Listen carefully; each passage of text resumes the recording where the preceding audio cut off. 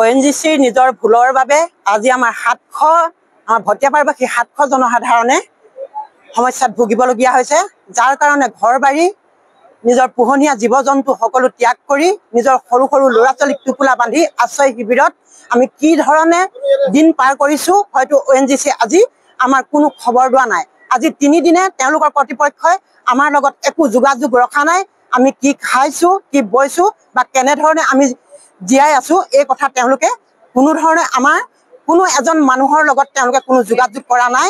এই জেল সাইডটো যি অৱস্থা পৰিৱেশ সৃষ্টি হৈছে, ইয়াত গাঁৱৰ ৰাইজে যিখিনি ভুগিবলগীয়া হৈছে, ঘৰ বাৰী এই য'ত ত'ত পলাই থাকিবলগীয়া হৈছে। ইয়াত যিটো চাউণ্ড হৈছে সেই চাউণ্ডত কোনো গাঁৱৰ ৰাইজৰ মানুহ থাকিব পৰা নাই।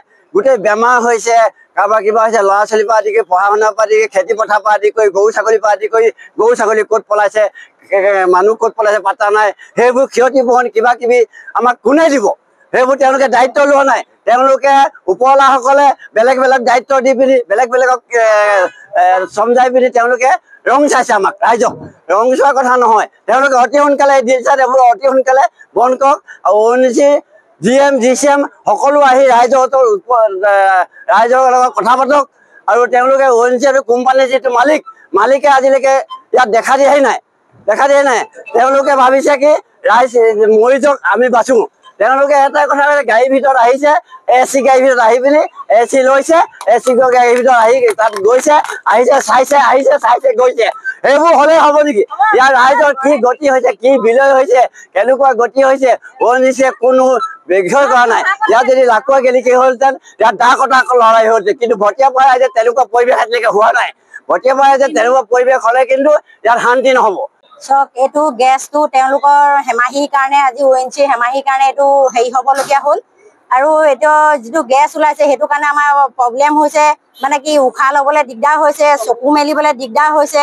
আৰু মানে শব্দৰ কাৰণে মানে আমি থাকিব নোৱাৰা হৈছো। কাণৰ মানে ইমানেই আৱাজ হৈছে, হাওককে আহে, একদম ভয়তে কিবা জীৱ ওলাই যোৱা নিচিনা লাগি যায়। কিন্তু পঢ়াৰ কাৰণে পঢ়াৰো ল'ৰা ছোৱালী আছে, এতিয়া পৰীক্ষা হৈছে, ল'ৰা ছোৱালী পঢ়িব পৰা নাই শব্দৰ কাৰণে। তাৰপৰা মেডিকেল, এতিয়া মেডিকেলৰ আমাক কোনো সুবিধাই নাই। ONGC আমাক কোনো মেডিকেলৰ সুবিধা দিয়াই নাই। ক'ৰবাত দিছে খবৰো লোৱা নাই। DJP কিবা কিবি এইবোৰ আহিছে যদিও আমাক কোনো বোলে পাব্লিকক সুধা আপোনালোকে কিবা খাবলৈ পাইছেনে বা কিবা অসুবিধা হৈছে নেকি আপোনালোকৰ, তেওঁলোকে আমাক কোনো দেখা সাক্ষাতে আহিছে, গাড়ীৰ ভিতৰত গৈছে আৰামছে, মানে কি হৈছে এনেকৈ চাইছে, চাই পেলাই আকৌ গুচি গৈছে। কিন্তু প্ৰব্লেমত ভুগিছো আমিহে, ওচৰ চুবুৰীয়াখিনিহে ভুগিছো। এইটো লাগিলে আমি মানে জ্বলিয়ে যাওক, আমাৰ আপত্তি নাই। আমি যিখিনি সুবিধা দিব লাগে সেইখিনি আমাক দিয়ক। মানে 3 দিন, আজি 3 দিন আমি এপৰলৈকে 8টা-10টা বাজি চাহ পানী অকণ খাবলৈ পোৱা নাই। ভাত কেইটামান দিছে প্ৰশাসনে, কিন্তু কি আৰু বনগাঁও হাইস্কুলত দিছে। সেইখিনি কিমান টাইমত দিছে? 11টা বজাত। 11টা বজাততো আমি খাই বৈ শুয়ে যায় মানুহ, ল'ৰা ছোৱালী, সৰু ল'ৰা ছোৱালী খাই বৈ শুই গৈছে। সেইটো সময়ত কালি চাহ অকণমান দিছে 8:30 নে 9টা বজাত ৰাতি। সেইবোৰ সময়ত চাহ খোৱা হেৰি নহয় মানুহৰ। গতিকে এজন হাৰ্টৰ কাৰণে ঢুকাই গৈছে। সেইটো কাৰণে আমাক গোটেইখিনি আমাৰ মানে ONGC আমাক মানে হেৰি ল'ব লাগে, প্ৰটেকশ্যন ল'ব লাগে, সোধ পোছ কৰিব লাগে।